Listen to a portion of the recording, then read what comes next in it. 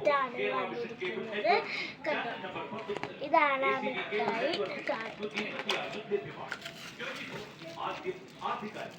ഇതാണ് ആ മിഠായി. കണ്ടോ, ഞാൻ ആദ്യമായിട്ടാണ് കഴിക്കുന്നത്. പൊളിച്ചു നോക്കാം.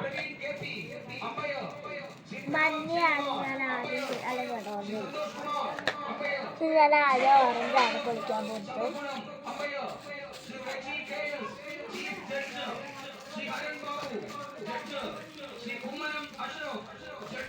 എന്നിട്ട് സാധനം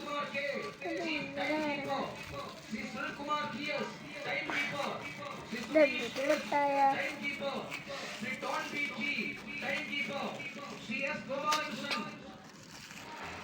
അപ്പൊ നമുക്കിത് കഴിച്ചു നോക്കാം. വാഗ്ദാനങ്ങളുടെ പാളിച്ചകൾ എടുത്തു പറഞ്ഞുകൊണ്ടായിരുന്നു ഈ പ്രസംഗം ആരംഭിച്ചത്. ഈ ഒരു പ്രസംഗത്തിലാണ് ഈ DMKയും BJPയും തമ്മിൽ പരസ്യമായി ഏറ്റുമുട്ടലുണ്ടെങ്കിലും തമ്മിൽ തല്ലുന്ന രണ്ട് വിഭാഗങ്ങളാണെന്ന് പറയുന്നുണ്ടെങ്കിൽ തന്നെയും രണ്ട് പാർട്ടികൾക്കും തമ്മിൽ ഇരു പാർട്ടികൾക്കും തമ്മിൽ അന്തർധാര സജീവമാണെന്നും ഈ 2026 നിങ്ങൾ DMKക്ക് വോട്ട് ചെയ്യുകയാണെങ്കിൽ അത് BJPക്ക് നൽകുന്ന വോട്ടിന് തുല്യമാകുമെന്നും വിജയ് പറയുകയുണ്ടായി. ഈ ഒരു കാലത്ത് ചെറിയ കട്ടിയുണ്ട്. ഇത് പൊളിക്കുമ്പോ ഭയങ്കര പട ചുവിങ്ങും മറ്റായിട്ട് പൊളിക്കണ പോലെ ഉണ്ടാവും.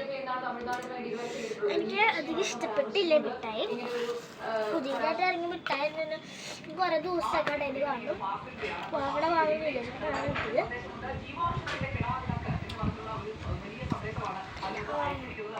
കുഴപ്പമില്ല, ഭയങ്കര കട്ടിയുണ്ട്. അപ്പൊ അത്ര എളുപ്പറ്റാ.